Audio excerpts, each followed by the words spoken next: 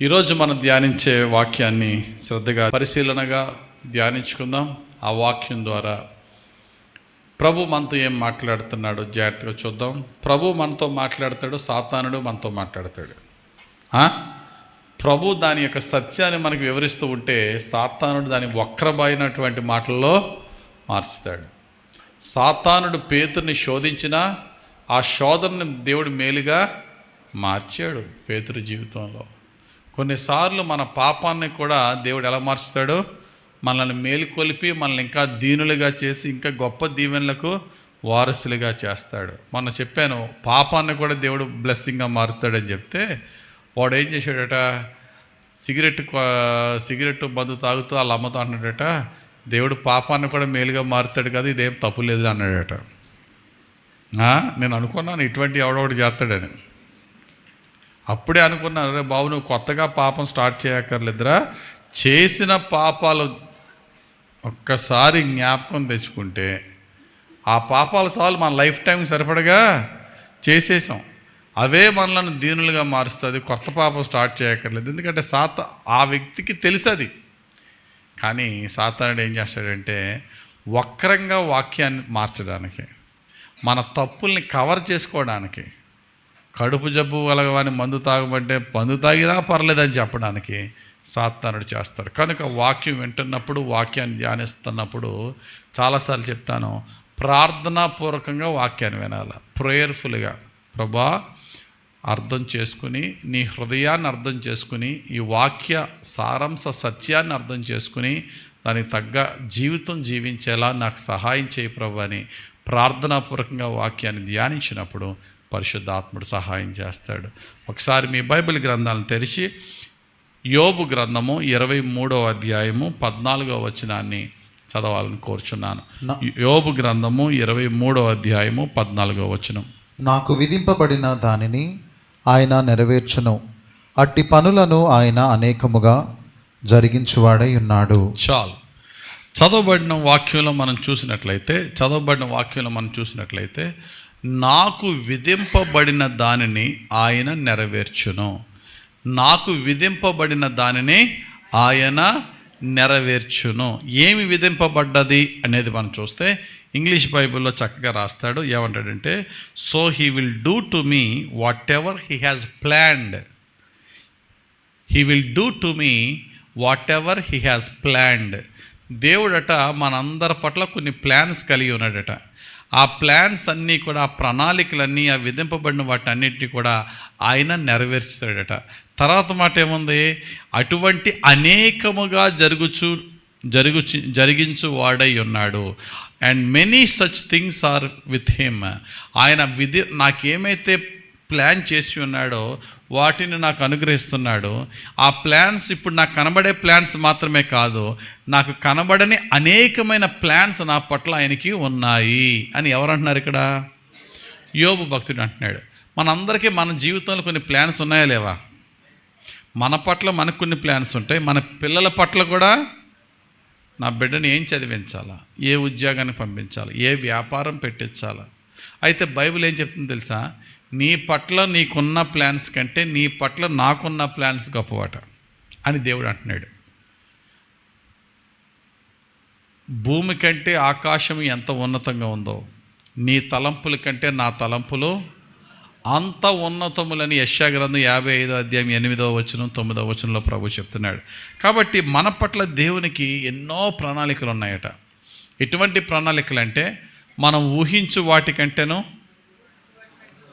అడుగు వాటికంటేనో అత్యధికముగా చెయ్యాలనేది దేవుని ప్రణాళిక మన పట్ల. ఏంటట, మనందరం కూడా ఊహించుకుంటాం. కొన్ని ఊహించుకున్నాయి, మరీ ఎక్కువ ఊహించుకుంటాంలే, కానీ ఇది ఉంటే చాలని వాటిని అడుగుతాం మనం దేవుణ్ణి. అడిగిన దానికంటే, ఊహించిన దానికంటే అత్యధికమైన వాటితో మనల్ని దీవించాలని ఆయన ఆశట. కాబట్టి మనందరి పట్ల దేవునికి ఉన్నత ప్రణాళికలు ఉన్నాయా లేవా? మంచి ఆలోచనలు ఉన్నాయా లేవా? అందరి పట్లైనా కొంతమంది పట్లైనా? అందరి పట్ల దేవునికి ఉన్నతమైన ప్రణాళికలు ఉన్నాయి. ఒక క్వశ్చన్ అడుగుతాను. మీలో ఎంతమంది డిసెంబర్ 31వ తారీఖున వాచ్ నైట్ ప్రేయర్ సర్వీస్లో కానీ, లేక తర్వాత జనవరి 1లో కానీ ఈ సంవత్సరానికి ఒక క్రొత్త వాగ్దానం, పర్సనల్ ప్రామిస్ ఎంతమంది తీసుకున్నారు? చేయొద్దండి. ఎత్తరు చేయలేదు, మ్యాక్సిమం అందరూ ఎత్తారు. అందరం తీసుకున్నాం. తీసుకున్న వారిని ఒక ప్రశ్న అడుగుతాను. మీలో ఎవరికైనా ఈ సంవత్సరం నువ్వు నష్టపోదువు గాక అని ఎంతమందికి వచ్చింది? చేయొద్దండి.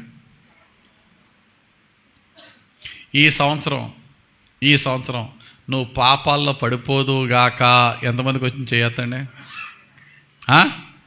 ఎవరికైనా వచ్చిందా? రాలే. ఈ సంవత్సరం నీ ఇంటి మీదకి శాపం వచ్చును గాక వచ్చింది ఎవరికన్నా? రాలే. ఎందుకు రాలే? మీరు అవి ఇవ్వరు కాబట్టి, అన్ని దీవెనలు ఇస్తారు కాబట్టి. ఎందుకు ఇవ్వం? ఎందుకు శాపగ్రస్తమైనవి ఇవ్వకుండా సెలెక్టివ్గా మంచి వాగ్దానాలు తీసి ఏరి ఎందుకు ఇస్తాం? బైబిల్లో అన్ని వాగ్దానాలు ఎందుకు అవ్వము? కారణం సింపుల్. మనమందరము వాగ్దానం తీసుకున్నాము అంటే మనమందరం యేసుక్రీస్తునందు విశ్వాసం ఉంచుతున్నాం కాబట్టి తీసుకున్నాం. యేసుక్రీస్తునందు విశ్వాసం ఉంచు వారికి జరిగేది ఏంటో తెలుసా? యేసుక్రీస్తు వారికి నందు విశ్వాసం ఉంచు వారికి జరిగేది ఏంటంటే, బైబిల్లో ఉన్న ఆశీర్వాదాలకి వారసులం అవుతాం. బైబిల్లో ఉన్న శాపాలకి మనల్ని దూరం చేసి, శాపాలు ఆయన తీసేసుకున్నాడట. శాపాలు కొట్టివేసి ఆశీర్వాదాలకు వారసులను చేశాడు. చదవండి ఆ మాట. ఒకే వచనంలో ఈ రెండు ఉంటాయి. గలతీయులకు రాసిన పత్రిక 3వ అధ్యాయము 13వ వచనం. గలతీయులకు రాసిన పత్రిక 3వ అధ్యాయము 13వ వచనం ఏముందమ్మా? ఆత్మను గూర్చిన వాగ్దానము విశ్వాసము వలన మనకు లభించినట్లు అబ్రహాము పొందిన ఆశీర్వచనము క్రీస్తు యేసు ద్వారా అన్యజనులకు కలుగుటకై. అన్యజనులు అంటే ఎవరు? యూదులు కానీ ఇశ్రాయేలు కానీ. మనము ఏమి కలుగుతున్నాయి మనకి? అబ్రహాం పొందిన ఆశీర్వాదాలన్నీ యేసు క్రీస్తు ద్వారా కలిగేస్తున్నాయట. తర్వాత క్రీస్తు మన కోసము శాపమై. ఇప్పుడు శాపాల గురించి చెప్తున్నాడు. ఆ క్రీస్తు మన అందరి కొరకు శాపగ్రస్తుడై మనలను ధర్మశాస్త్రం యొక్క శాపము నుండి విమోచించాను. దేని నుండి? శాపము నుండి విమోచించాడు. ఆశీర్వాదాలకు వారసులను చేశాడు. చెప్పండి, ఇప్పుడు బైబిల్లో శాపాలు ఉన్నాయా? ఉన్నాయి. బైబిల్లో ఆశీర్వాదాలు ఉన్నాయా? బైబిల్ ఉన్న శాపాల నుండి ఆయన విమోచించి ఆశీర్వాదాలకు వారసులను చేసినప్పుడు మనం యేసుక్రీస్తులో ఉంటే మనం ఏం తీసుకోవాలా? ఆశీర్వాదాలే తీసుకోవాలి. అయితే బైబిల్లో ఉన్న ఆశీర్వాదాలు అన్నీ తీసుకోవచ్చా, తీసుకోకూడదా?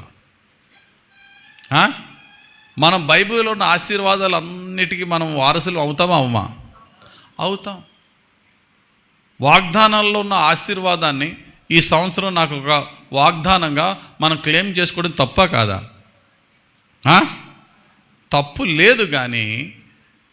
లేదు కానీ తీసుకునే విధానంలో, అర్థం చేసుకునే విధానంలో, అప్లై చేసుకునే విధానంలో తప్పు ఉంది. ఓ ప్రశ్న అడుగుతాను, చెప్పండి. గడిచిన సంవత్సరం దేవుడు మనకు ఒక వాగ్దానం ఇచ్చాడు సంఘానికి. నేను నీకు ఘనతనిస్తాను. అది కుటుంబంలో అవ్వచ్చు, ఉద్యోగంలో అవ్వచ్చు, వ్యాపారంలో అవ్వచ్చు, సమాజంలో అవ్వచ్చు. ఘనతనిస్తాను. రెండు, మనకు ఒక పర్సనల్ వాగ్దానం కూడా ఇచ్చాడు. ఇవ్వలేదా? నాకు పర్సనల్ వాగ్దానం, నాకు గడిచిన సంవత్సరం నీ నోటికి నేను తోడుంటాను అన్నాడు దేవుడు. ఒక సువార్థికునికి అంతకంటే ఏం కావాలా? నా జీవితంలో అన్ని రంగాల్లో నాకు దేవుడు ఘనతనిచ్చాడు. ప్రతి వాక్యం బోధించిన ప్రతి సమయంలో ఆయన నా నోటికి తోడుండి నన్ను నడిపించాడు. గనుక రెండు వాగ్దానాలు అక్షరాలు నా జీవితంలో నెరవేరాయని నేను చెయ్యెత్తగలను. ఒకవేళ మీ జీవితంలో కూడా నెరవేరితే చెయ్యెత్తండి ఒకసారి. ఎంతమంది జీవితంలో నెరవేరినాయో? God bless you. దించేసేయండి. చాలామంది చెయ్యెత్తడానికి అంగీకరించట్లేదు. ఎందుకంటే వాళ్ళ జీవితంలో అనుకున్నట్టుగా జరగలే, నెరవేరలే. కొంతమంది జీవితంలో నెరవేరి, కొంతమంది జీవితంలో ఎందుకు నెరవేరలేదు? అందరూ యేసుక్రీస్తులో లేమా? అందరూ క్రైస్తవులం కాదా? అందరూ క్రైస్తవులం అయితే వాళ్ళ జీవితంలో ఎందుకు నెరవేరలేదు? ఓ ప్రశ్న అడుగుతాను.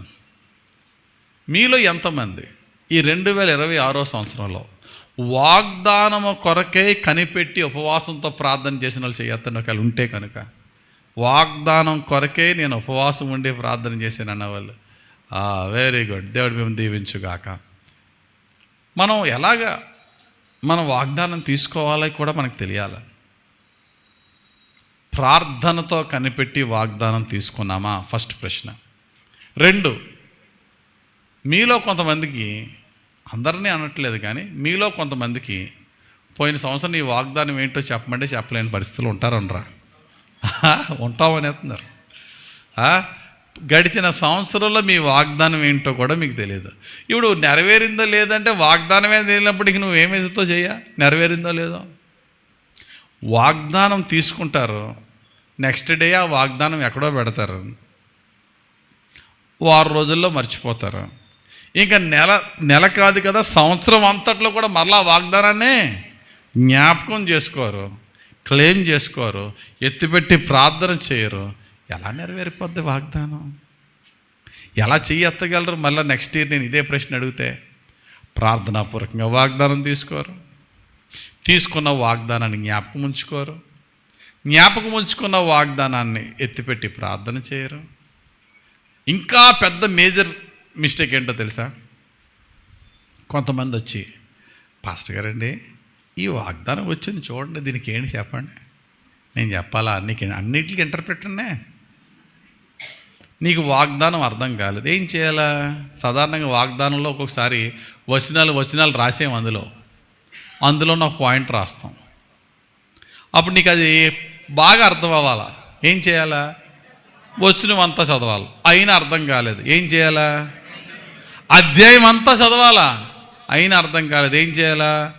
1 గంట ప్రార్థనలో ధ్యానించాలా. ఆయన ఆలోచనకర్త మనకు ఆలోచన చెప్పి మనకు బోధిస్తాడు. అధ్యాయం అంతా చదివి గంట ప్రార్థన చేసే కంటే మనకు అన్ని షార్ట్ కట్స్. పాస్టర్ గారిని అడిగితే ఆయన చెప్పేస్తారు కదా. మనకు అంతసేపు టైం వేస్ట్ ఎందుకు? బద్ధకం, ధ్యానించం. నువ్వు అది చదివినప్పుడు ఏమొస్తుందో తెలుసా నీకు? 199% బైబిల్లో ఉన్న వాగ్దానాలన్నీ షరతులతో పెట్టిన వాగ్దానాలే, ప్రామిసెస్ విత్ ఏ కండిషన్. ఉదాహరణకి ఈ సంవత్సరం నా పర్సనల్ వాగ్దానంగా నేను పొందుకున్నది ఏంటంటే, నేను నీకు గౌరవమును ఘనతను ఇచ్చేదను అని దేవుడిచ్చాడు వాగ్దానం. అది మనం చూసుకుని అదే గౌరవం ఘనత గుర్తుకొస్తుంది మనకి. మనం ఏం చేయాలంటే దాన్ని బాగా ఆ వచనాన్ని చదవాలి. 84వ కీర్తన 11వ వచనం ఉంది, చదవండి ఒకసారి. అందులో ఏముందో? కీర్తన గ్రంథం 84వ కీర్తన 11వ వచనం ఏమని రాయబడి ఉందమ్మా? దేవుడైన యెహోవా సూర్యుడును కేడుమునై ఉన్నాడు. యెహోవా కృపయు ఘనతయు అనుగ్రహించును. ఆయన కృప ఇస్తాడు, ఘనత ఇస్తాడు. యథార్థముగా ప్రవర్తించు వారికి, అందులోనే కంటిన్యూషన్గా యథార్థముగా ప్రవర్తించు వారికి ఆయన ఏ మేలును చేయక మానడు. ఆయన ఏ మేలును చేయక మాడు. నీకు కృప ఇస్తాడో, నీకు ఘనత ఇస్తాడో, నీకు సమస్త ఆశీర్వాదాలు ఇస్తాడో. కమాన్, బ్రాకెట్లో కండిషన్ ఏంటట? యథార్థంగా జీవించు. ఆ యథార్థంగా జీవించు అనేది గుర్తుండదో? ఏం గుర్తుంటుంది? కృప, గౌరవే, ఘనతే గుర్తుంటుంది మనకి, అంతేనా? కృప, ఘనతే గుర్తుంటుంది. కొంతమంది ఆ కింద కండిషన్ కూడా చదవరు, చదివినా గుర్తుంచుకోరు. ఒకవేళ గుర్తుంచుకుని అప్లై చేసుకోరు. నేను యథార్థంగా జీవించి ప్రభువా వాగ్దాన ఫలం ఏది ప్రభువా అని ఎదురు చూస్తే అర్థం ఉంటుంది. ఇవన్నీ చేయకుండా చెయ్యెత్తినోళ్ళని చూసి మీ జీవితంలో నెరవేరింది, నా జీవితంలో నెరవేరలేదు ఈ వాగ్దానం అని ఒక బాధ, అని ఒక నిట్టూర్పు. అసలు ఇది కరెక్టా కాదా? అసలు వాగ్దానం నెరవేరుతుందా లేదా? Why not? ఎందుకని నెరవేరదు? దేవుడు నెరవేర్చుతాడు. ఎందుకు నెరవేరదో ఈరోజు మనం చెప్దాం. దేవుని ప్రణాళికల్ని అడ్డగించేది ఎవరు అనేది ఈరోజు మన వాక్య ధ్యానంలో మనం ముందుకు వెళ్దాం. దేవుని యొక్క క్యారెక్టర్ ఎట్లా ఉంటుందంటే, దేవుని యొక్క నేచర్, ఆయన వైఖరి ఎలా ఉంటుందంటే, చెప్పి దీవిస్తాడో, చెప్పి కొడతాడు. That is his nature. మరి అబ్బాయి నేను దీవిస్తున్నాను రా అని చెప్పి వాగ్దానం ఇచ్చి దీవిస్తాడు. ఒక వాగ్దానం పంపుతాడు, ఒక ప్రవచనం పంపుతాడు, నేను దీవిస్తున్నాను అంటాడు, దీవిస్తాడు. కొట్టేటప్పుడు కూడా నా ఉగ్రత నీ మీదకి వస్తుందిరా అంటాడు, యాజ్ ఇట్ ఈజ్గా పంపేస్తాడు. ఎందుకని? ఆయనకి ఎందుకు ఆ నేచర్? చెప్పి ఎందుకు దీవించాలా?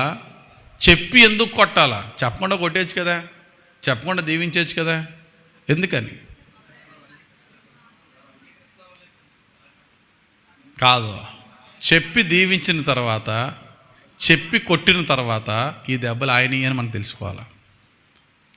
నేను కొడుతున్నానని చెప్పి కొట్టాడుకో దేవుడు, అంటే కొట్టడం అంటే దేవుడు వచ్చి జమ్మ మీద కొడతాడేటి, ఏదో నష్టం కలుగుతుంది, ఏదో పడతాం, ఎక్కడో ఇరుగుతుంది. అప్పుడు ఇరిగిన వెంటనే ఏదో అనారోగ్యం వచ్చిన వెంటనే ఆహా దేవుడు నన్ను గద్దించాడు కదా అని అది రావాలి. అది రాలేదనుకో, ఏదో ఫుడ్ పాయిజన్ అయింది, ఏదో వైరల్ ఫీవర్, ఏదో బండి స్కిడ్ అయింది అంతే. అలా కాకుండా దేవుడు చెప్పిన గద్దింపు తర్వాత ఇమ్మీడియట్గా అయిందనుకో, అదిగో ఆయన చెప్పాడు కదా. అందుకనే దేవుని వాక్యం ఏం చెప్తుందో తెలుసా, నేను మీ జీవితంలో కార్యములు నెరవేర్చక ముందే నేను మీకు చెప్తాను, ఎందుకంటే అది నెరవేరిన తర్వాత నన్ను జ్ఞాపకం చేసుకుంటారని.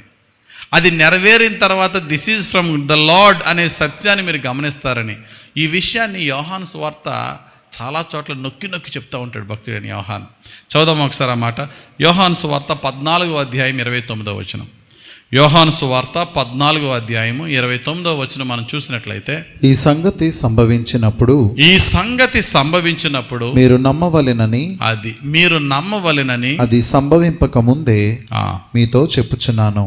దేవుడు ఒకవేళ నీకు వాగ్దానం ఇచ్చి నువ్వు చాలా రోజుల నుంచి ఉద్యోగం ట్రై చేస్తున్నావు, రావట్లేదు, ఈ సంవత్సరం నీకు నీ చేతి పనిని స్థిరపరుస్తాను అని వచ్చిన తర్వాత నీకు ఈ సంవత్సరం ఉద్యోగం వచ్చింది అనుకోండి, ఆ ఘనతనే మహిమను ఎవరికి ఆపాదిస్తావు? అది ఇవ్వకుండా నీకు ఈ ఉద్యోగం ఈ సంవత్సరం వచ్చి వాగ్దానం నెక్స్ట్ వచ్చింది అనుకోండి, అప్పుడు నీకు అది దేవునికి ఘనతను ఆపాదిస్తావా? అలాగే ప్రవచనం కూడా ఎవరన్నా ప్రవచించారు నీకు ఉద్యోగం దేవుడు త్వరలో ఇవ్వబోతున్నాడని, వెంటనే నీకు ఉద్యోగం వచ్చింది, ఆ ప్రవచించిన వ్యక్తి మీద నీకు గౌరవం ఉంటుందా ఉండదా? అలా కానీ ఉద్యోగం వచ్చేసిన తర్వాత నీకు మొన్నే ప్రవచిద్దాం అనుకున్నాను, నాకు ఆల్రెడీ తెలిసి నీకు ఉద్యోగం వచ్చేస్తుందని అంటే ఉన్న గౌరవం కూడా పోద్దు. దేవుడు అంటున్నాడు, అవి జరిగిన తర్వాత ఇది నేను జరిపించానని మీరు తెలుసుకొనులాగున కార్యములు జరగక మునిపే నేను నీకు తెలియజేస్తున్నాను. సేమ్ అటువంటి మాట యోహాను సువార్త 14:29 చదివారు మీరు. 13-19 చదవండి ఒకసారి. యోహాను సువార్త 13వ అధ్యాయము 19వ వచనం ఏముందమ్మా?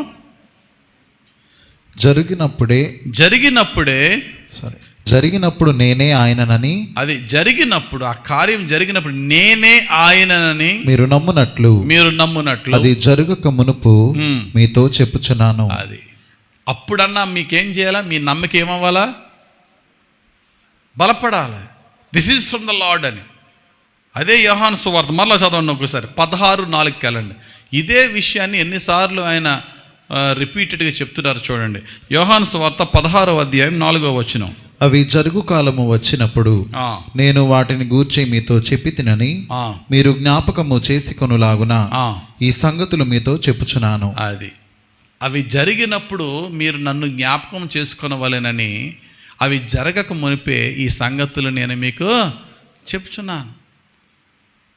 కాబట్టి దేవుని వాగ్దానం ఎలా ఉంటుందంటే ఇట్స్ లైక్ ఏ స్కెచ్ అంతే. మనం పెద్ద బిల్డింగ్ కడతామండి, కానీ ఇంజనీర్ ఏం చేస్తాడు? దానికి ఆ ప్లాన్ బ్లూ ప్రింట్ మీద పెన్సిల్తో స్కెచ్ చేస్తాడంతే. ఆ స్కెచ్లో కొంచెం అర్థమవుతుంది, కొంచెం అర్థం అవ్వదు, కొంచెం కనబడుద్ది, చాలా కనబడదు.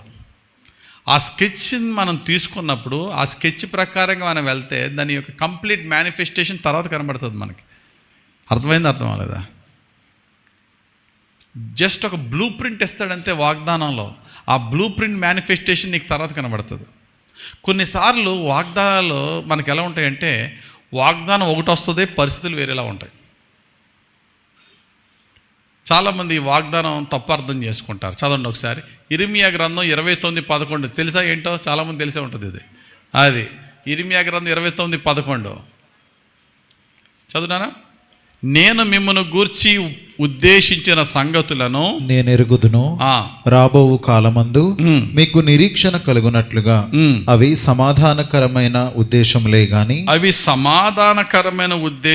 గాని హానికరమైనవి కావు. ఇదే యెహోవా వాక్కు. ఒకవేళ ఇది ఎవరికైనా వచ్చింది అనుకోండి, బహుశా మీలో కొంతమందికి వచ్చి ఉంటుంది ఇది. ఒకవేళ ఇదే వచ్చింది అనుకోండి, నేను మీకు ఇచ్చిన వాగ్దానం మీ భవిష్యత్తులో మీకు సమాధానకరమైనవే కానీ హానికరమైనవి కావు అని వచ్చింది అనుకోండి, వాళ్ళు ఎలా అనుకుంటారు? ఈ వాగ్దానం ఎలా రిసీవ్ చేసుకుంటారు? ఈ సంవత్సరం అంతా సమాధానమే జరుగుతుంది కానీ హాని మేలే జరుగుతుంది, కీడు జరగదు. విజయం వస్తుంది కానీ అపజయము రాదు. మరి వాగ్దానం చెప్పిన తర్వాత ఏమైందో తెలుసా? ఇర్మియా భక్తుడు ఈ వాగ్దానం చెప్పిన తర్వాత ఇస్రాయేల్కి హాని జరిగిందా, నష్టం జరిగిందా, లాభం జరిగిందా? నెబుకద్నెజరు వచ్చి మొత్తం ఈడ్చుకెళ్ళిపోయాడు మొత్తం అందరినీ. ఇదేంటండి, మేలైన వాగ్దానం అన్నాడు, హానికరమైనది కాదు, మీకు లాభకరం అంటే మా సొంత దేశంలోంచి బానిసలుగా వెళ్ళిపోయాం ఏంటండి అంటే, భక్తుడు ఇర్మియా అంటున్నాడు, అరే బాబు, దేవుడు నీకు మేలు చేస్తా అన్నాడు కానీ ఈ ఇంట్లో మేలు చేస్తా, ఈ ఊర్లో మేలు చేస్తా, ఈ దేశంలో మేలు చేస్తా, ఇక్కడే మేలు చేస్తా కాదు. నిన్ను ఎక్కడ తీసుకెళ్ళిపోతే ఏంటి, అంటార్క్టికాలో కూడా నేను రాయల్గా పెంచాడు అనుకో, పర్లేదు కదా, ఇక్కడ అడుక్కు తినే బదులు. ఆ టైంలో ఇశ్రాయేలీలు ఆ యోధా దేశంలో దారుణమైన హీనమైన పరిస్థితులు ఉన్నారు. వారి సొంత దేశమే రాజైన సిద్కియా కాలంలో బానిసత్వం లాగా చుట్టూరు శత్రువుల యొక్క బంధకాల్లో ఏ విధమైన రెవెన్యూ లేక, నీతి న్యాయాలు దేశంలో లేక దౌర్భాగ్య స్థితిలో ఉన్నప్పుడు ఈ వాగ్దానం వచ్చింది. ఈ వాగ్దానం ఎలా నెరవేరుతుందిరా అంటే, ఆ యూదులందరినీ నెబుకద్నెజరు వచ్చి ఎక్కడ తీసుకెళ్ళిపోయాడు? బబులోని తీసుకెళ్ళిపోయినప్పుడు ఈ యొక్క వాగ్దానం పొందుకున్న వాళ్ళు ఏటో ఇర్మియా చెప్పాడు, హానికరమైనది కాదు మేలుకరమైనది అంటే ఏటి సంఖ్యలు, ఏటి బానిసత్వం అనుకున్నారు. కానీ వన్స్ అక్కడికి వెళ్ళిపోయిన తర్వాత వారి జీవితాన్ని దేవుడు బహుగా ఆశీర్వదించాడు. ఎంతగా ఆశీర్వదించాడంటే, వారి సొంత ఊరు కంటే వెళ్ళిపోయిన ఊరిలోనే వారు బాగా దీవింపబడ్డారు. సింపుల్ ఉదాహరణ, ఎంత దీవింపబడ్డారంటే 70 సంవత్సరాల బానిసత్వం అయిపోయిన తర్వాత పారసిక దేశపు రాజైన కొరేషు మీ సొంత దేశానికి వెళ్ళిపోండి అన్నాడు. చాలామంది వెళ్ళడానికి ఇష్టపడలేదట. ఎందుకు ఇష్టపడలేదు? బబులోని దేశంలో వెరీ వెల్ సెటిల్డ్.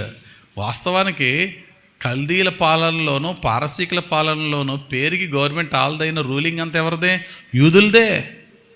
యూదులదే.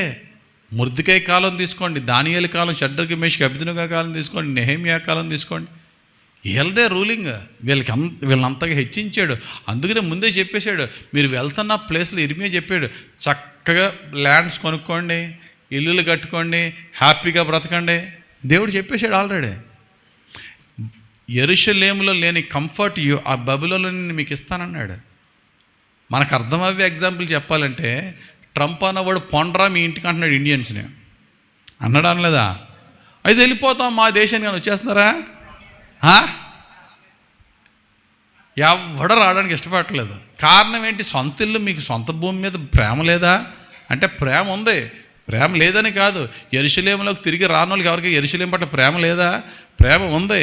ఆ ప్రేమతో కలిసి డబ్బులు పంపిస్తాం కానీ మేము ఇక్కడ ఉండిపోతామని చెప్పి చాలామంది బబులోన్లో ఉండిపోయి యెరూషలేం నిర్మాణానికి డబ్బులు పంపించారు. ఈరోజు మన భారతీయుల పరిస్థితి అంతే. అమెరికాలో ఉండిపోతాం, కాకపోతే మా దేశస్తులకి మేము డబ్బులు పంపించుకుంటాం. కారణం ఏంటి? ఇక్కడ లేని కంఫర్ట్ అక్కడ ఉంది, ఇక్కడ లేని సంపాదన అక్కడ ఉంది, ఇక్కడ లేని లగ్జరీ అక్కడ ఉంది. ఇక్కడ 10 రూపాయలు సంపాదిస్తే అక్కడ 100 రూపాయలు అయిపోతుంది. అక్కడ అదే కష్టం, ఇక్కడ కష్టపడితే 10 రూపాయలు. అదే కష్టం అక్కడికి వెళ్తే 10 రెట్లు ఎక్కువ జీతం. ఎవడు వదులుకుంటాడో? అంతగా దేవుడు ఆశీర్వదించాడు. కాబట్టి ఇర్మియా 29:11 చూసినప్పుడు రాబోయే దినాలు మేలుకరమే కానీ హానికరం కాదంటే, నీకు కష్టం రాదని కాదు, నీకు శోధన రాదని కాదు, శత్రు రాదని కాదు, వచ్చినా మొత్తానికి వాగ్దానాన్ని దేవుడు నెరవేర్చే దేవుడు. దేవునికి స్తోత్రం కలుగును గాక. కార్యాన్ని ప్రారంభించే దేవుడు, ముగించే దేవుడు ఆయనేనట. ఫిలిప్పీలకు రాసిన పత్రిక 1వ అధ్యాయం 4వ వచనం చదవండి ఒకసారి. అపోస్తులైన పౌలు ఫిలిప్పీ సంఘానికి రాసిన పత్రిక 1వ అధ్యాయం 4వ వచనం ఏముందమ్మా? మీలో ఈ సత్క్రియను ఆరంభించిన వాడు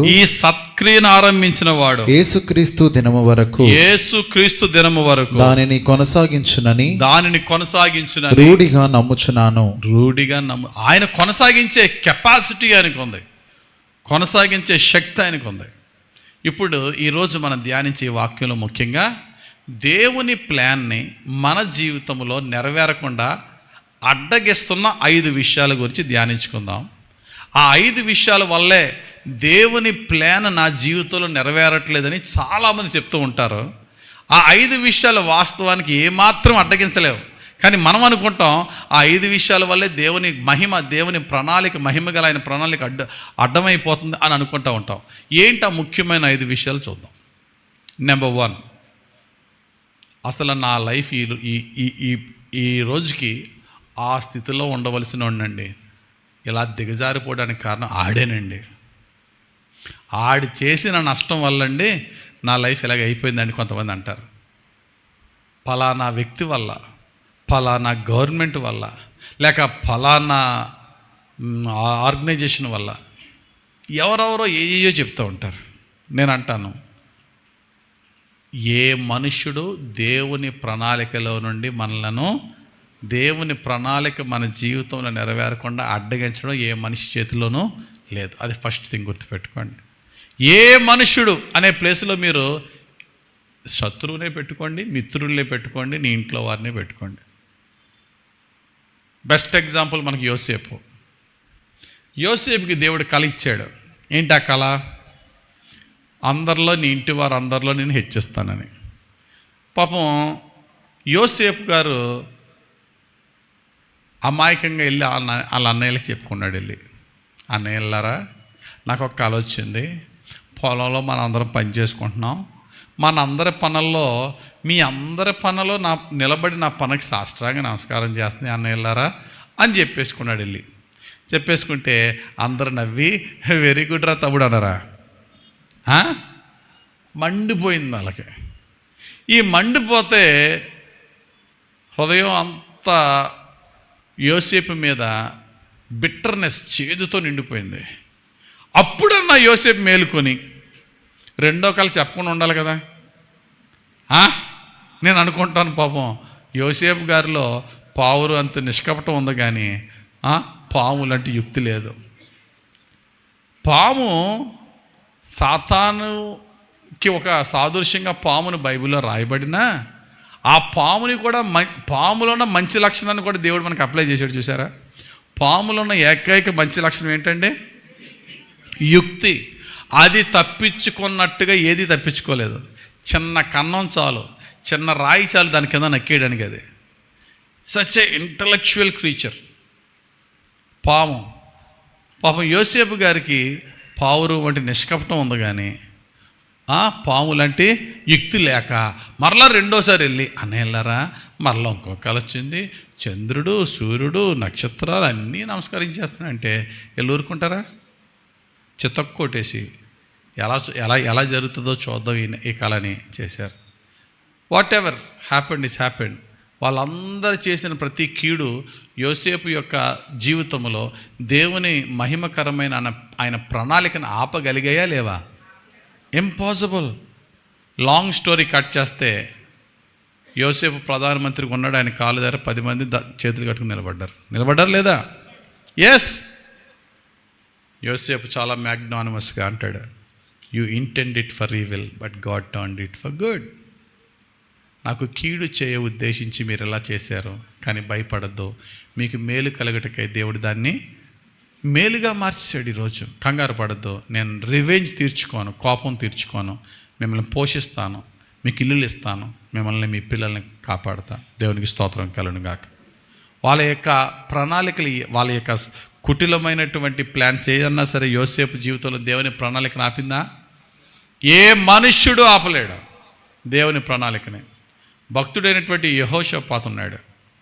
యెహోషాపాతు రాజు అయినప్పుడు చాలా బలహీనుడు అంటే ఫిజికల్గా కాదు, కింగ్డమ్ వైజ్ రాజ్యం చాలా బలహీనమైనటువంటి రాజ్యం. ఒకేసారి ఆ రోజుల్లో ఎలాగంటే బలవంతుడు బక్కోడిని దోచుకోవడమే వాళ్ళ పని.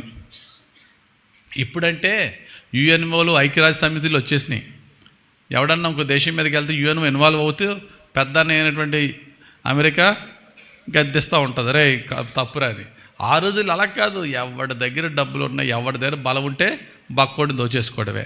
ఆ రోజుల్లో యోధా చాలా బక్కగా ఉంది. యోధా రాజ్యం, యెహోషాపాతు కొత్తగా రాజు అయ్యాడు, చాలా బలహీనంగా ఉన్నాడు. ఒకేసారి 3 సింహాల లాంటి రాజ్యాలు వచ్చేసినాయి. మెయోనీయులు, అమ్మోనీయులు, మోయాబీయులు అనుకోండి. చదువు నా మాట. 2వ దినవృత్తాంతాల గ్రంథం 20వ అధ్యాయం 1వ వచనం.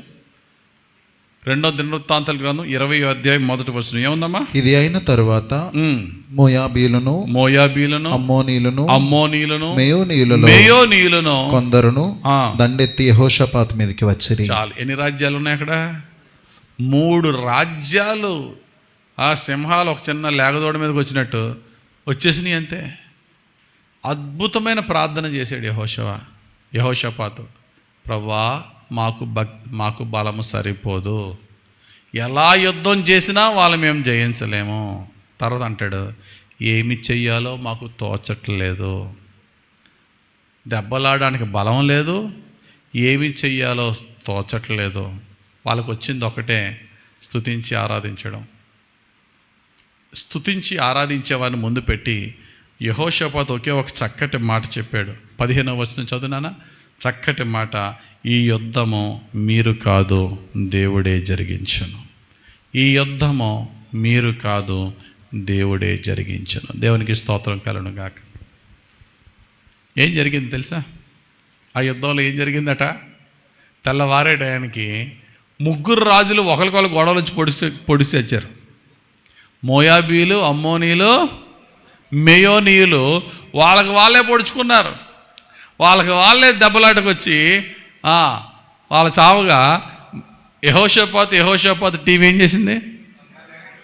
వెళ్ళి వారి మీద ఉన్న బంగారం అన్నీ కూడా చక్కగా తెచ్చేసుకుని, అప్పటి వరకు పేద రాజ్యంగా ఉన్న యోధా రాజ్యం 3 రాజ్యాలు దోచుకుంటే ఎంత వస్తుంది? అంత వచ్చింది. 2 చుట్టుపక్కల దేశాలకి ఏళ్ళ పొడిచి వచ్చారని తెలీదు. యెహోషాపాతు 3 రాజ్యాల్ని కొట్టాడు. అంతేనా? యెహోషాపాతు 3 రాజ్యాల్ని కొట్టాడు. 3 రాజులు తుక్కు అయిపోయారనేటప్పటికి ఇంకో రాజ్యం ఎవడన్నా వస్తాడండి ఇది మీదకి? అక్కడ జరిగిన సిచ్యువేషన్ ఎవరికి తెలీదు. అప్పటి నుండి యెహోషాపాతు మైటీ కింగ్ అయిపోయాడు. గమనించండి ప్రియమైన దేవుని సంగమా. అందుకనే దేవుని వాక్యం ఏమంటారు తెలుసా? నీ శత్రువులను నీ పాదములకు పీఠముగా చేస్తాను అన్నాడు. నువ్వు కూర్చునే కుర్చీగా చేస్తాను అనొచ్చు కదా. కీర్తన గ్రంథం 110వ కీర్తన 1వ వచనంలో నీ శత్రువులను నీ పాదములకు పీఠంగా చేస్తాను. నువ్వు కూర్చునే కుర్చీగా చేసి వాళ్ళ మీద నువ్వు కూర్చుందిగా అనొచ్చు కదా. పాదాలకు పీఠం ఎందుకు అన్నాడు? ఎప్పుడు ఆలోచించారా? పాదపీఠం ఎందుకు ఉపయోగపడుద్ది? కాళ్ళు పెట్టుకోవడానికే ఉపయోగపడద్దా? అది మనకు అందని దాని హైట్కి వెళ్ళాలంటే పాదపీఠం ఎక్కాల. అంతేనా? మనం రీచ్ అవ్వలేని, మన సొంత హైట్తో రీచ్ అవ్వలేని హైట్కి మనం రీచ్ అవ్వాలంటే we need a foot stool. పాదాలకు పీఠం. ఆ స్టూల్ ఎంత పెద్దదైతే అంత ఎత్తుకి. అర్థం అవ్వట్లేదా? మొర్దెకైకి ఒక పాదపీఠం ఇచ్చాడు దేవుడు. ఆడి పేరే హామాను. అదేమన్నా ఎత్తు స్టూలా, మామూలు చిన్న స్టూలా? అయ్యి బాబు, ఎక్కలేనంత ఎత్తైన స్టూల్ ప్రభు అది అంటే, నీకెందుకయ్యా, ఎక్కిచ్చేవాడు నేను ఉన్నాను కదా. ఒకటే promotion, gate man to prime minister. Single shot, gate man to prime minister. దావీదుకి ఒక ఎత్తైన స్టూల్ ఒకటి ఇచ్చాడు దేవుడు, పాదపీఠం. గొలియాత్ అనేవాడిని ఇచ్చాడు. యెహోషాపాతుకి 3 రాజ్యాలను పాదపీఠంగా ఇచ్చాడు. మేయోనీయులు, అమ్మోనీయులు, మోయాబీలు. అంటే దీన్ని బట్టి ఏమర్థమవుతుంది? దేవుని యొక్క ప్రణాళికలో మన శత్రువు కూడా ఒక భాగము. నీ శత్రువు నీ ఆశీర్వాదాలను వెనక లాగుతున్నాడని చెప్పి ఆడిని ఈయన్ని నువ్వు బ్లేమ్ చేయడం మానేసేయి. No enemy, no person can stop God's sovereign plan in my life. దావీదు అడవిలో ఉన్నప్పుడు ఒక బ్యాడ్ న్యూస్ వినబడింది. దావీదు అడవిలో ఉన్నప్పుడు దావీదుకు ఒక బ్యాడ్ న్యూస్ వినబడింది. దావీదు చిన్న చిన్న బ్యాడ్ న్యూస్లకి భయపడే వ్యక్తి కాదు, కానీ ఈ బ్యాడ్ న్యూస్కి భయపడ్డాడు. ఏంటి ఆ బ్యాడ్ న్యూస్? అహీతోపేలు అబ్షాలోముతో చేతులు కలిపాడు. ఎవరి అహీతోపేలు? దావీదుకి కుడి భుజం, ఎడమ భుజం లాంటి 2 ఉన్నారండి. ఏ యుద్ధానికి వెళ్ళినా ప్లాన్ వేసేవాడు అహీతోపేలు, అకాంప్లిష్ చేసేవాడు యోవాబు. వీళ్ళిద్దరూ కలిసి దావీదు ఇంట్లో కూర్చోవచ్చు రిలాక్స్గా. వీళ్ళిద్దరూ కలిసి మొత్తం సెట్ చేసి వచ్చేసేవారు. యోవాబు దావీదు వైపు వచ్చాడు, కానీ చీఫ్ ప్లానర్ అహీతోపేలు అబ్షాలోము వైపు వెళ్ళిపోయాడు. దావీదుకి దడ పుట్టుకుంది. అమ్మో వాడి ప్లాన్ మామూలు ప్లాన్ కాదని చెప్పి ఇంక దావీదుకున్న ఒకే ఒక ఆయుధం ప్రభు పాదాల దగ్గర, ప్రభువా వాడి ప్లాన్ ఏది నెరవేరకుండా చేయి ప్రభువా. వాడు ప్లాన్ చేసేటంటే నా బలాలో నా బలహీనతలు ఆడికి తెలిసినంత ఆవిడికి తెలీదు కనుక వాడి ప్లాన్ వేసాడంటే ఆ ప్లాన్లో ఆ వల్లని చిక్కుపోతాను ప్రభా. వాడి ప్లాన్ నెరవేరకుండా చేయి ప్రభు అని అహీతోపేలు గురించి 2 సమయాలు 15:31 రాసి చదవద్దులేండి. దావీదు దేవుడిని వేడుకున్నాడు, దేవుడు అలాగే చేశాడు. ఇక లాంగ్ స్టోరీ కట్ చేసేటప్పటికి చివరికి ఏమైంది, ఆ అహీతోపేలు గాడు ఊరేసుకుని చచ్చాడు, అభిషేకం గాడు గాల్లో ఏలాడుతూ చచ్చాడు, దావీదు మహారాజాయి కూర్చున్నాడు. దేవునికి స్తోత్రం కలుగును గాక. గమనించండి, కొన్నిసార్లు మన జీవితాన్ని అంతం చేయడానికి, మనల్ని ముందుకు ఎక్కకుండా, మనల్ని ఎదగకుండా ఎవరో కాదు మన ఇంట్లో వాళ్ళే లాగేస్తూ ఉంటారు. యోసేపు గారిని కిందకు లాగింది ఎవరో? సొంత బ్రదర్సే కదా. కొన్నిసార్లు శత్రువులు వెనక్కి లాగుతారు, కొన్నిసార్లు మనోళ్ళే వెనక్కి లాగుతారు. కానీ శత్రువే లాగినా మనోళ్ళే లాగినా ఎవడు కూడా దేవుని ప్రణాళికలో నుండి మనల్ని అడ్డగించలేడు. దేవునికి స్తోత్రం కలుగును గాక. గనుక ఈ రోజు నుంచి ఎవరో కూడా ఆడి వల్లే ఇలాగైపోయానని ఎప్పుడు మాట్లాడద్దు మీరు. అవునా? ఆడి వల్లే నేను ఇలాగైపోయాను అన్నావు అనుకో, నువ్వు నీ దేవుణ్ణి చేతకాను అని చేస్తున్నావు. అర్థమైందా? నీ దేవుని చేతకాను అని చేస్తా అంటే దేవుని ప్రణాళికని ఆపేయగలడా నీ జీవితంలో? అవునా? ఇంతవరకు మనం ఏమైనా పొరపాటుగా అలా మాట్లాడి ఉంటే మార్చుకుందాం. ఆడు వల్ల ఇలా నష్టపోయాను, ఈడు వల్ల ఇలా నష్టపోయాను, ఆ వ్యక్తి వల్ల నేను ఇలాగైపోయాను కాదు. ఎవడి వల్ల నేను తర్వాత చెప్తాను, లాస్ట్లో చెప్తాను. మొట్టమొదటిది, ఏ శత్రువు కూడా మనల్ని నష్టం చేయలేడు. రెండవది ఈవెన్ సాతానుడు కూడా మనల్ని నష్టపరచలేడు. ఈవెన్ అంటే మీరు అనుకోవచ్చు ఆడి వల్ల కాదు సాతాను వల్ల అనుకుంటారేమో. ఆడి వల్ల కూడా కాదు, సాతాను గడి వల్ల కూడా కాదు. ఎందుకంటే కొన్ని ఎగ్జాంపుల్ తీసుకోండి. సాతానుడు యోబు, శాటన్ వర్సెస్ జోబ్ దెబ్బలాట జరిగిందా జరగలేదా? సాతాను యొక్క టార్గెట్ ఏంటి? యోబుని సర్వనాశనం చేయాలని. సో లాంగ్ స్టోరీ కట్ చేస్తే 42 అధ్యాయాలు యోబు గ్రంథం. చివరికి వచ్చేటప్పుడు యోబు నష్టపడి లాభం పొందాడా? 2 రెట్లు, బహుగా అభిషేకము, బహుగా దీర్ఘాశు, బహుగా ఆశీర్వాదము. ఎవరోడి పేరు? దేవుని ప్రణాళికను వాడు అడ్డగించగలిగాడా లేదా? లేదు. నెక్స్ట్ ఫైట్ కూడా చూద్దాం. సాతానుడు వెసెస్ పీటర్, సాతానుడు పేతురు, వీళ్ళిద్దరి మధ్య పోరాటం జరిగిందా జరగలేదా? పేతురికి సాతానుడికి జరిగిందా? జరిగింది. యేసుప్రభు అన్నాడు, సీమోను సాతాను నేను జల్లిళ్ళేసి జల్లించినట్టు జల్లించేస్తాడు అన్నాడు. లోకాసువార్త 22:31. అయినా కంగారు పడుతుంది, ఆయన నీ కొరకు నేను వేడుకుంటాను. చెప్పండి, పేతురు సాతాను శోధనలో పడిపోయాడా లేదా? పడిపోయాడా? నిలబడ్డా? నిలబడ్డా? శుభ్రంగా పడిపోయాడు. ఈయనంటే ఎవరో తెలియదని 3 సార్లు బొంకాడు, పడిపోయిన తర్వాత యేసుప్రభు ముందే ప్రార్థించాడు. మరలా అటువంటి పేతుర్ని ఎప్పుడైతే పడిపోయాడో ముందు గర్వంగా నేనున్నాను, నేను నిలబడతానన్న వాళ్ళు ఉన్న గర్వం పోయి దీనుడిగా ప్రభు దగ్గరికి వచ్చాడు. ఆ దీనత్వం ప్రభు యొక్క కృప ఆ పేతురి మీదకి వచ్చేలా చేసింది.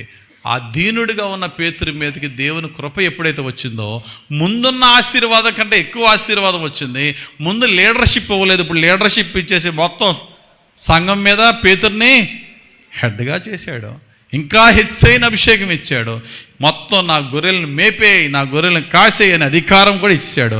గమనించండి, సాతానుడు అడ్డగించినప్పుడు పేతురు ఆశీర్వాదాలు పోయినాయా ఎక్కువైనాయా? ఎక్కువైనాయి. పేతురు సాతాను జయించలేకపోయినా కండిషన్ అది.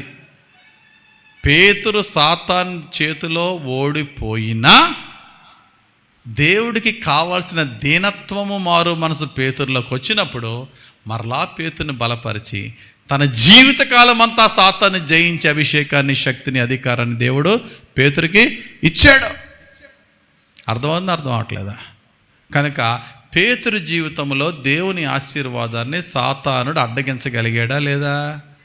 వాడి వల్ల అవ్వలేదు. దేవునికి స్తోత్రం కలుగునుగా. ఇంకొక మూడో ఫైట్ చెప్తాను. సాతానుడు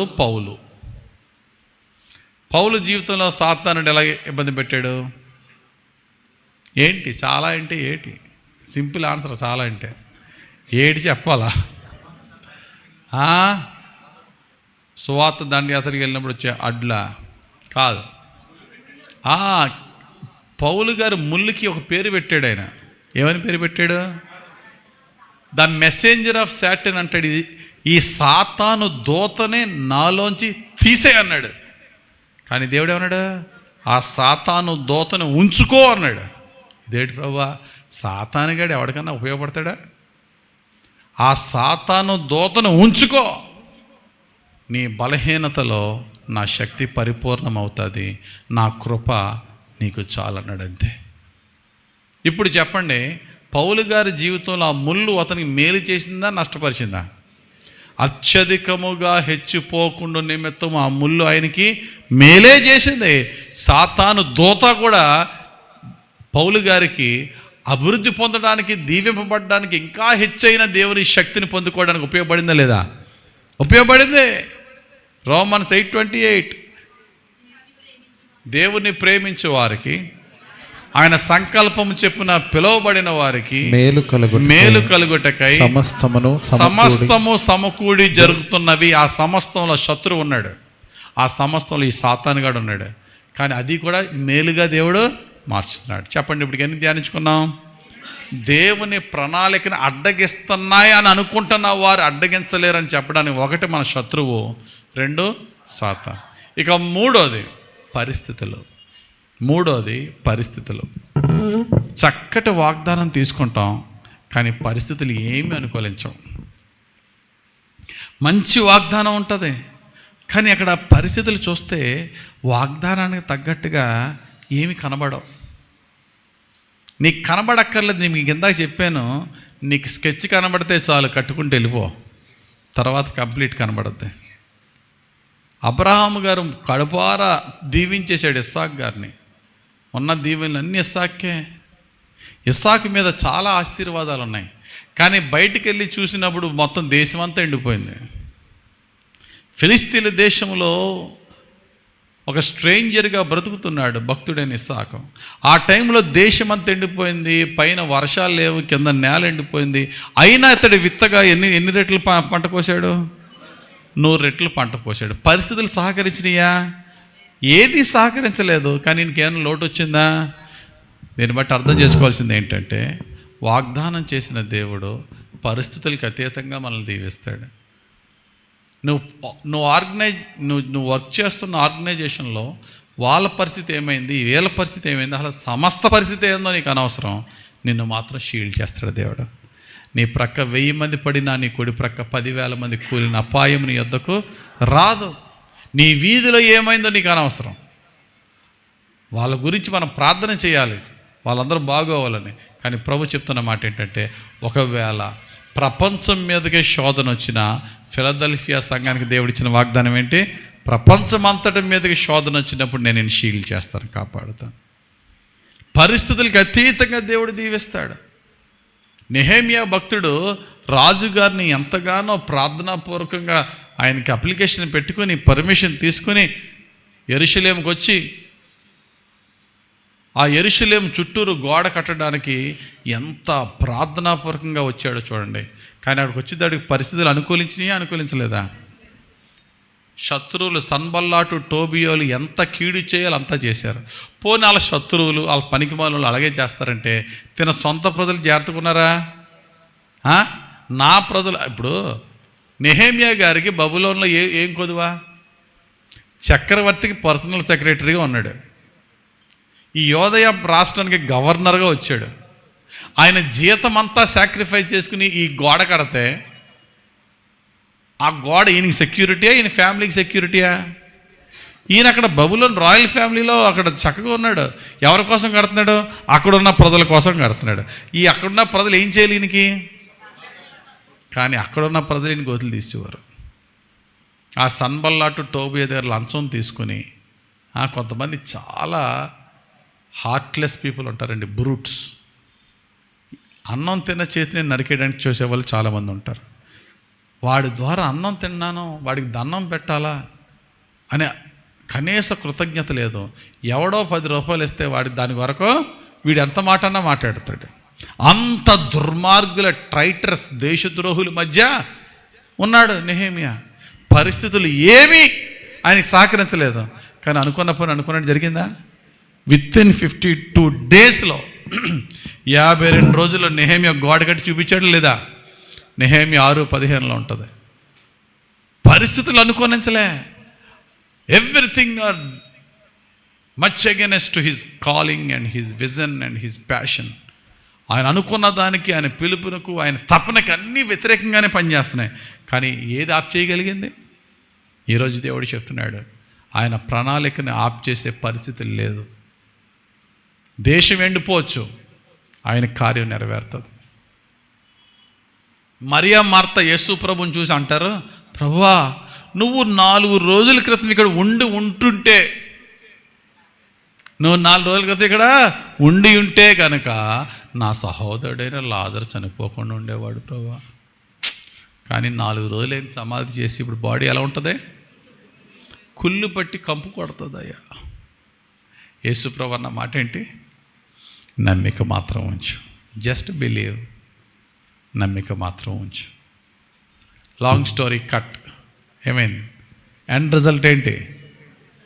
యేసు క్రీస్తు మాటను విని క్రీస్తుని వెంబడించు వారి కంటే చనిపోయిన లాజరును చూసి యేసుని వెంబడించిన వారి సంఖ్య అధికమాయను. దేవునికి స్తోత్రం కలుగును గాక.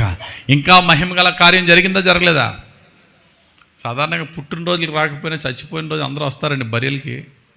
పొలోమని అందరూ వచ్చేస్తారు. ఒరే మా చేతులతో సమాధి చేసాం కదరా లాజర్ని, ఎలాగొచ్చాడరా మన మధ్యకి అంటే యేసుప్రభు. ఇంకా అందరూ యేసుప్రభుని వెంబడి ఇచ్చారు. ఆలస్యంగా జరిగింది, మహిమకరంగా జరగలేదా? 4 రోజులు లేటుగా వచ్చాడు, కానీ దేవుని కార్యం జరగకుండా ఆగిందా? చచ్చిపోయినను పైకి లేపి దేవుని చిత్తాన్ని నెరవేర్చుకున్నాడు కదా. అటువంటి అసాధ్యమైన కార్యాలను చేసే దేవుడు మనకున్నప్పుడు పరిస్థితులు మనల్ని అడ్డగించగలవా? కాబట్టి చెప్పండి ఇప్పుడు ఎవ్వరూ కూడా ఏమండి నా బిజినెస్ బాగుండేదండి కానీ పరిస్థితులు సహకరించలేదండి అనే మాట అనకూడదు. కరెక్ట్గా నేను వచ్చినప్పుడే డిమానిటైజేషన్ అయ్యిందండి, కరెక్ట్గా నేను వచ్చినప్పుడే రెషన్ వచ్చిందండి, కరెక్ట్గా నేను వ్యాపారం పెట్టినప్పుడు అలా. No way. If you are walking in the Lord, nothing can stop God's plan in your life. ఒకవేళ దేవుని చిత్తమే లేకపోతే అన్నీ కలిసి వచ్చినా పని జరగదు. కొంతమంది జీవితంలో దేవుని చిత్తం ఉండదు, సహకరించే చుట్టాలు బోల్డ్ మంది ఉంటారు, అయినాడు అడుగుతుంటాడు. ఉంటుందో ఉండదు? అటువంటి పరిస్థితులు ఉంటాయి. తప్పిపోయిన కుమారుడు అనుకున్నాడు, మా నాన్న వెరీ అవుట్డేటెడ్, నా షేర్ నేను తీసుకుని బయటికి వెళ్ళి నేను ప్రూవ్ చేస్తాను, నా టెక్నాలజీ, నా మైండ్ ఏంటో చూపిస్తాను అని అనుకున్నాడట. ఏ రోజు రాని కరువు కరెక్ట్గా బయటికి వెళ్ళిన రోజే ఆ సంవత్సరమే కరువు వచ్చిందట. వస్తుంది, ఎందుకు రాదు? You are kicking against the pricks. నువ్వు మునికోలకే ఎదురాడుతున్నావు అబ్బాయి, పని జరగదు. మునికోలంటే ఏంటో తెలుసా? ఆ రోజుల్లో షెపర్డ్స్, ఆ రోజుల్లో గేదెలు కాసుకునే వాళ్ళు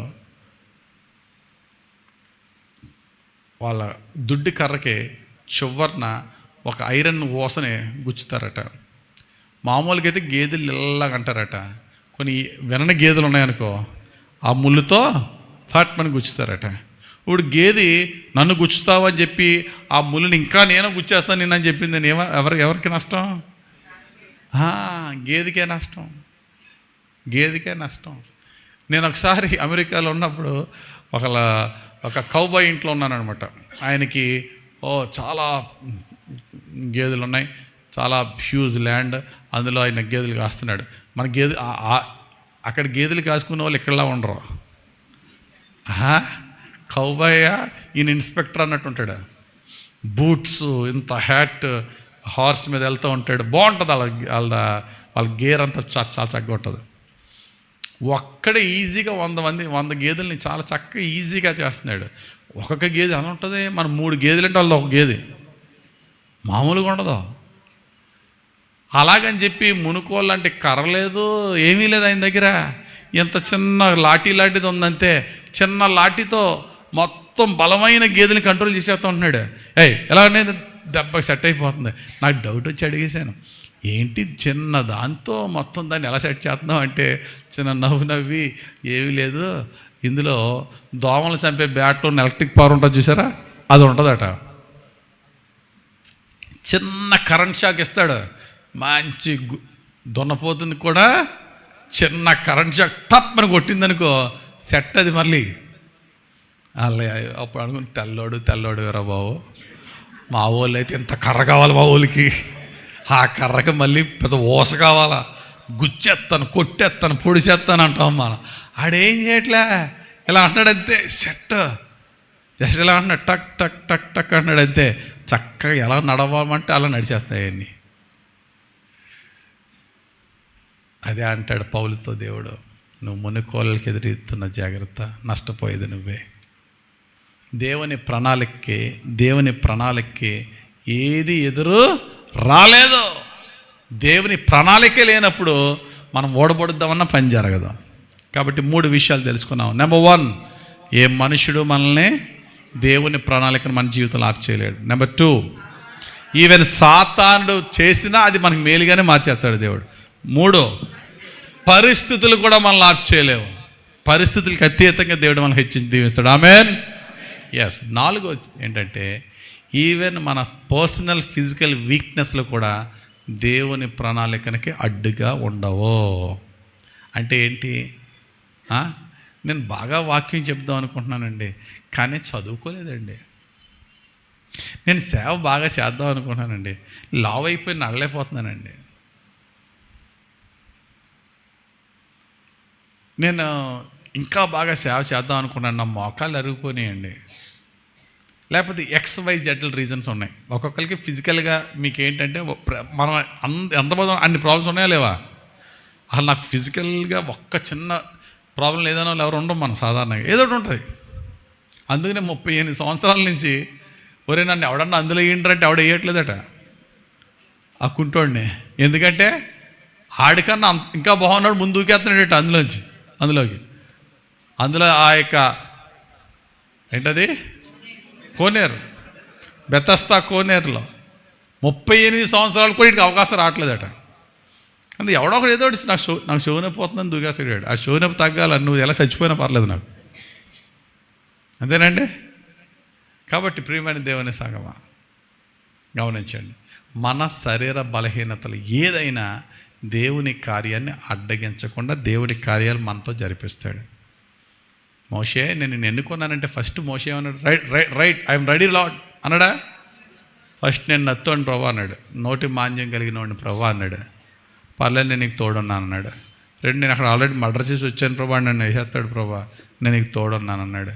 అలా కాదు ప్రభా, మంచివాడినే వెతుక్కో ప్రభా, నేను నీకు తోడున్నా. ఇంక అన్నీ అయిపోయిన తర్వాత, నేను ఆ ఫరోగాడికి నేను దేవునిగా చేశాను ఇల్లు అన్నాడు. అంతే, అంతకన్నా పెద్ద మాట ఏంటి? I made you as God to Pharaoh అని నువ్వు ఏం మాట్లాడితే జరిగిపోతా పదా అన్నాడు. అంతే. నీ బలహీనతల్లో నిన్ను అడ్డగించలేవు. సో ఏం జరిగింది? మోషే వెళ్తే ఎంత అద్భుతంగా సక్సెస్ఫుల్గా నడిపించాడు. ఐగుప్తు దేశపు రాజ్యం యొక్క సమస్తమైనటువంటి యుద్ధ సైన్యం అంతా కూడా మోషే ముందు నిలబడగలిగినాయా? నిలబడలేవు. నేను అదే అంటున్నాను, నీలో ఉన్న బలహీనతను చూసుకోవద్దు, దేవునిలో ఉన్న శక్తిని చూడు. సారమ్మతో దేవుడు అన్నాడు, నేను నీకు బిడ్డను అవ్వబోతున్నాను అన్నాడు. థ్యాంక్ యూ లార్డ్ అందా? ఏముంది? నవ్వింది. సుమారు సారం వయసు ఎంత ఉండొచ్చు చెప్పండి? అప్పుడు చెప్పండి, చెప్పిన వాళ్ళకి ఒక బహుమానం ఇస్తాను. అబ్బా, 89 ఎంత బాగా చెప్పారు. 90 కూర్చోమ్మా. సరే చెప్పేస్తానులే, చెప్పలేరు. 90 సంవత్సరాల కన్నదమ్మా. ఆమె నవ్వినప్పుడు 90 సంవత్సరాలు ఎందుకు అవుతుంది? ఏదన్నా 90 బైబిల్లో లేదు. బేసికల్గా బైబిల్లో లేనప్పుడు మనల్ని చెప్పగలం. కానీ అసలు పోనీ ఆమె నవ్వినప్పుడు కాదు, అసలు నీకు గర్భం ధరిస్తావు అన్నప్పుడు, నీకు గర్భఫలాలు ఇస్తాను నీకు అని అబ్రహాముతో దేవుడు వాగ్దానం చేసినప్పుడు ఆమె వయసు ఎంత ఉంటుంది? 89, 90 అన్నీ రాంగ్ ఆన్సర్లు. సింపుల్ అండి. అబ్రహాముతో దేవుడు నీ గర్భఫలాన్ని విస్తరింపజేస్తాను, ఆశీర్వదిస్తాను, నేను గొప్ప జనాంగంగా చేస్తానన్నప్పుడు అబ్రహాం వయసు ఎంత? 75. అంతేనా? 75 సంవత్సరాలు. అబ్రహాంకి వాగ్దాన పుత్రుడిని ఇస్సాకుని ఇచ్చినప్పుడు అబ్రహాం వయసు ఎంత?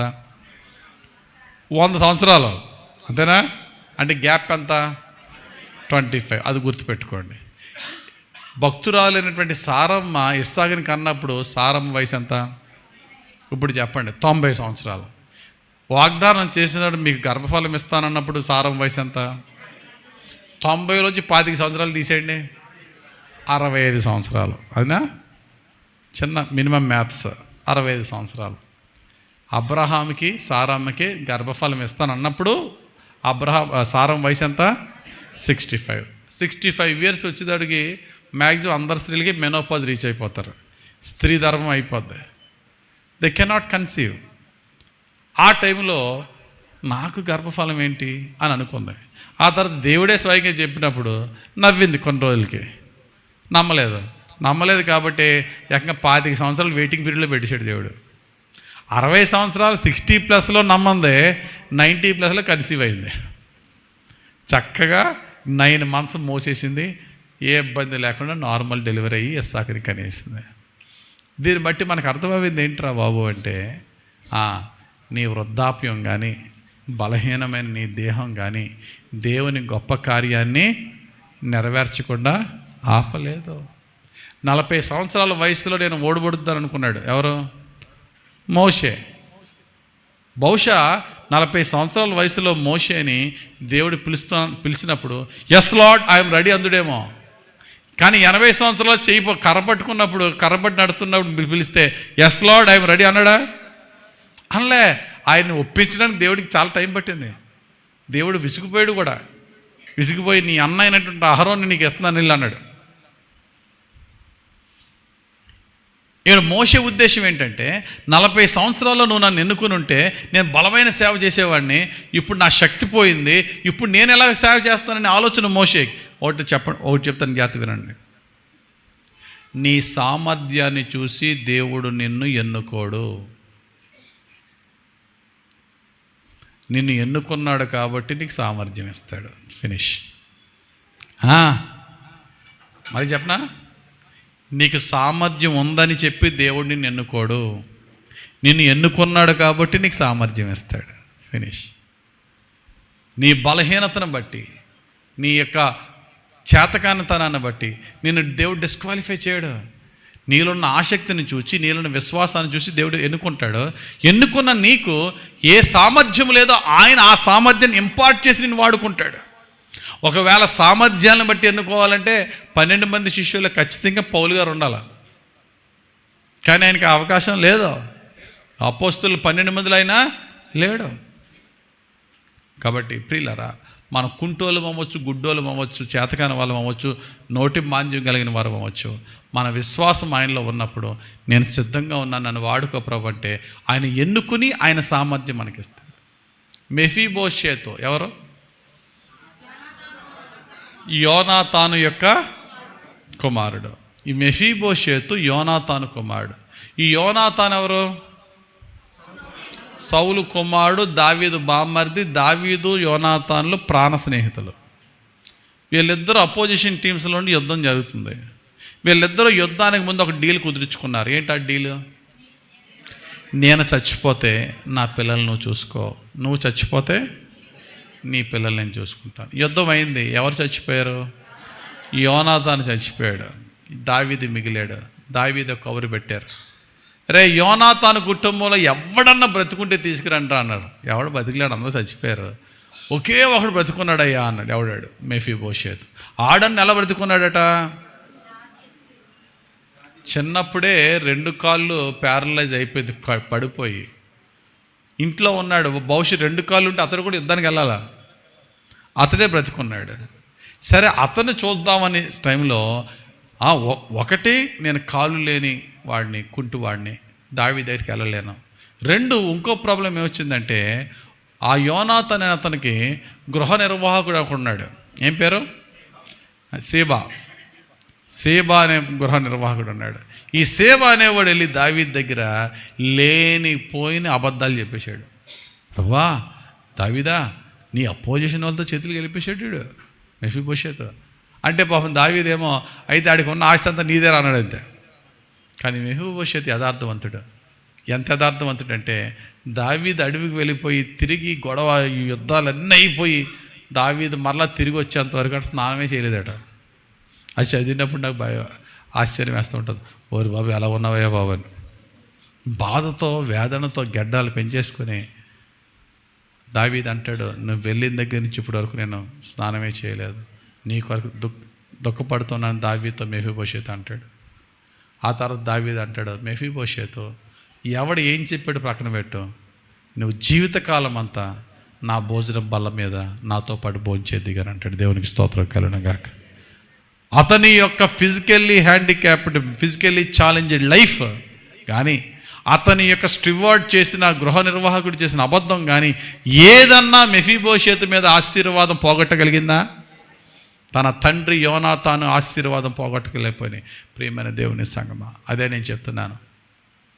నేను సేవ చేద్దాం అనుకుంటున్నాను కానీ చదువు లేదండి, లేకపోతే నేను దేవుని కొరకు రోషంగా నిలబడదాం అనుకుంటున్నాను కానీ ఇలా నాకు సహకరించేవాళ్ళు లేరండి. అవన్నీ వంకలే కానీ ఏమీ కాదు. దేవుడు ప్రణాళిక నీ మీద ఉన్నప్పుడు, అది సేవ అవ్వచ్చు, ఉద్యోగం అవ్వచ్చు, నీ వ్యాపారం అవ్వచ్చు, యూ విల్ బి ఎక్సెల్డ్. నేను బాగా చదువుకుందాం అనుకున్నా, నాకు తెలివి లేదనొద్దు. బుద్ధి జ్ఞానముల సర్వసంపద ఆయనకు ప్రీతికరంగా ఉండు.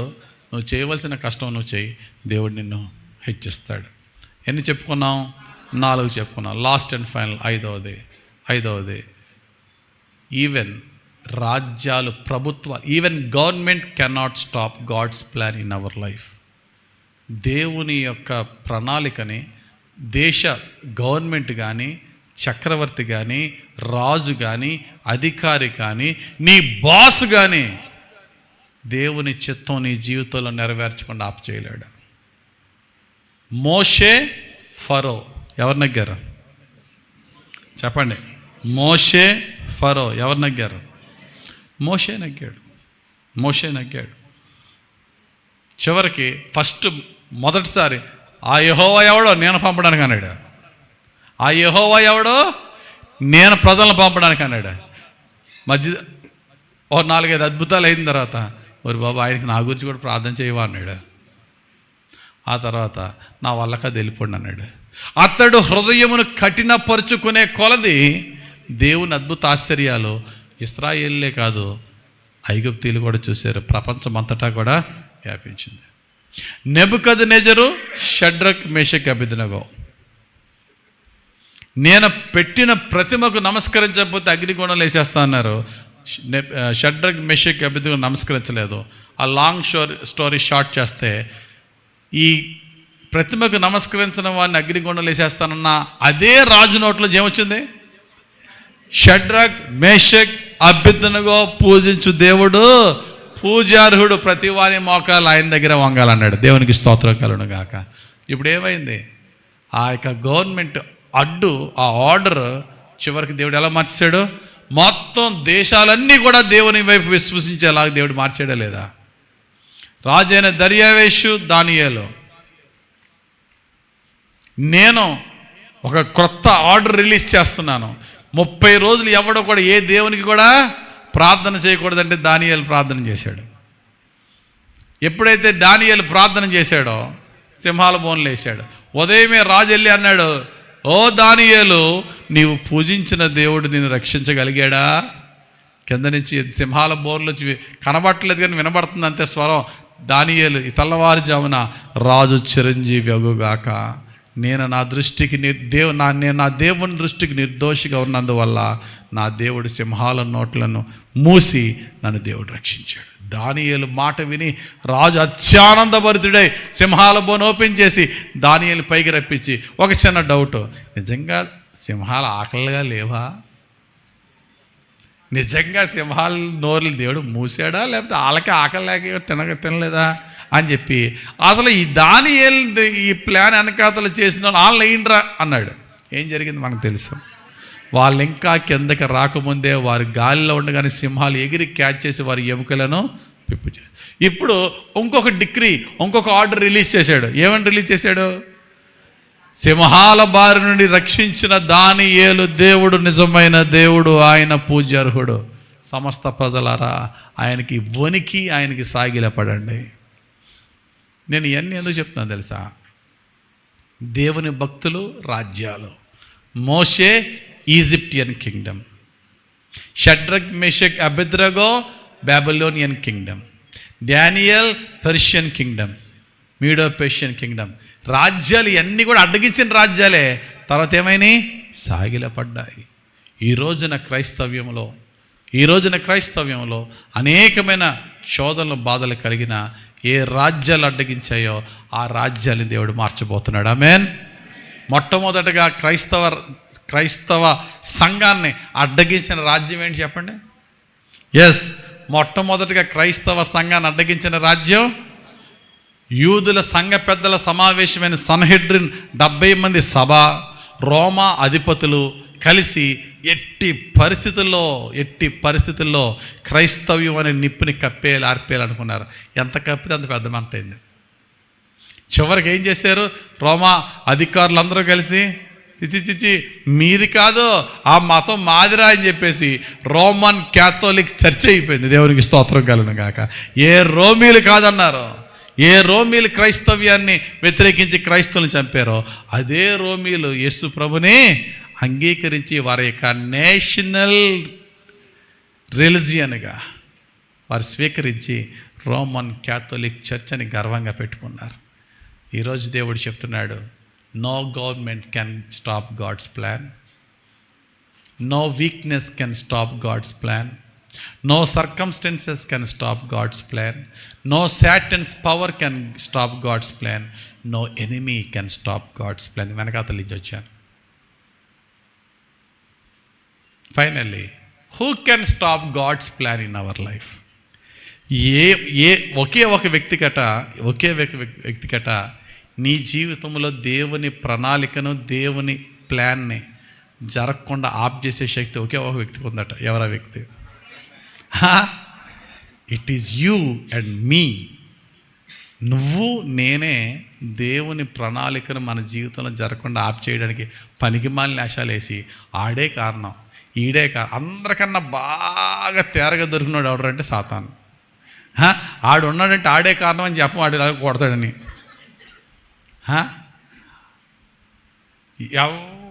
ఎవరికన్నా తేరగా దొరికిన ఎవడంటే చేసేసిన పనికిమాలన్నీ సాతాను శోధన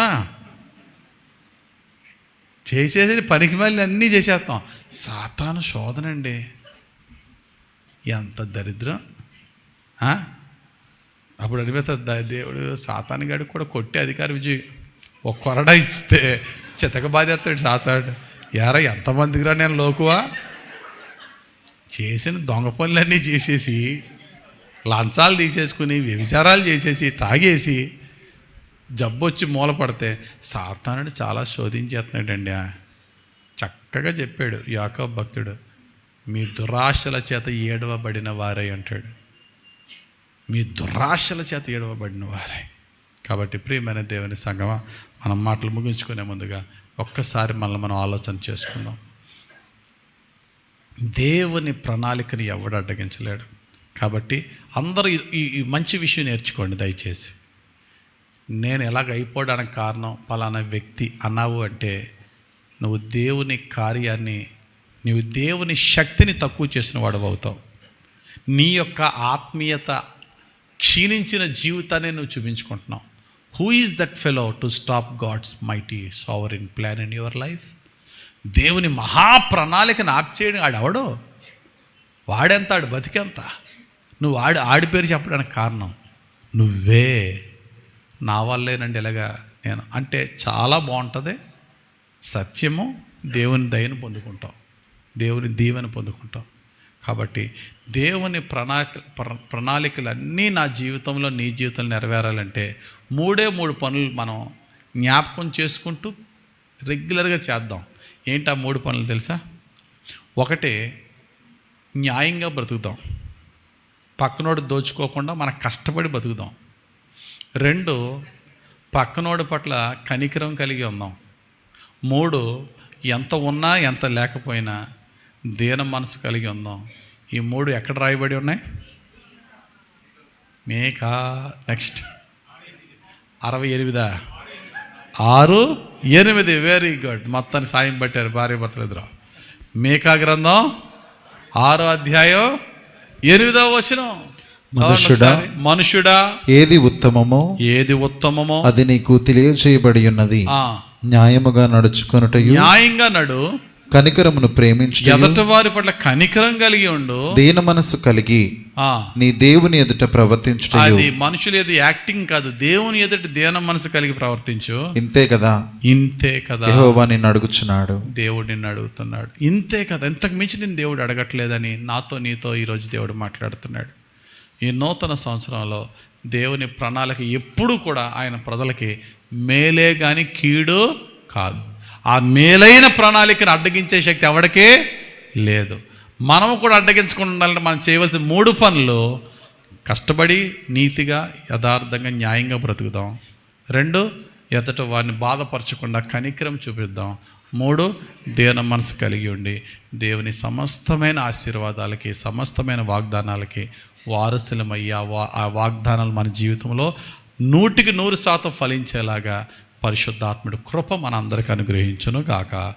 ఆమేన్. ప్రార్థన చేసుకుందాం. తలలో వంచండి. మహిమగల తండ్రి, దయగలిగిన ప్రభు, కృపగల దేవ, ఈ ఆదివారమున మా అందరికీ కావలసిన వాక్యం మాకు ఇచ్చినందుకు స్తోత్రాలు. శ్రేష్టమైన వాగ్దానాలు మాకు ఇచ్చావు. ఆ వాగ్దానాలు మా జీవితంలో ఎలా ఫలింపజేస్తావో బోధించావు. ఎవరు, ఏ శక్తులు కూడా నీ వాగ్దానాలని మా జీవితంలో నెరవేరకుండా అడ్డగించలేవని మాకు చెప్పావు.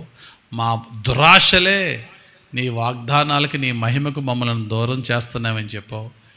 నీ దృష్టికి న్యాయంగా, నీతి న్యాయంగా నడిచి, నీ దృష్టికి న్యాయంగా నడిచి ఎదట వాని పట్ల కనికరము కలిగి ఉండి నీ దృష్టిలో దీనులుగా ఉంటే అదే కదా నువ్వు మా నుండి కోరుతున్నావని మీకా గ్రంథం 6వ అధ్యాయం 8వ వచనం ద్వారా మాతో మాట్లాడు.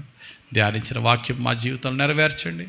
మా పట్ల నీకున్న ప్రణాళికలు నెరవేర్చుతున్నావని, వీటికంటే ఇంకా అనేకమైన ప్రణాళికలు మా పట్ల నీకున్నాయని బోధించావు. నీ ప్రణాళిక ప్రకారం మా జీవితంలో సమస్తమును నెరవేర్చండి.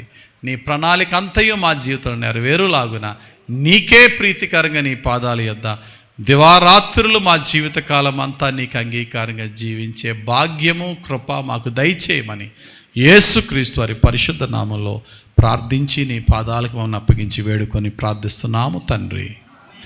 ఆమేన్, amen, amen. God bless you.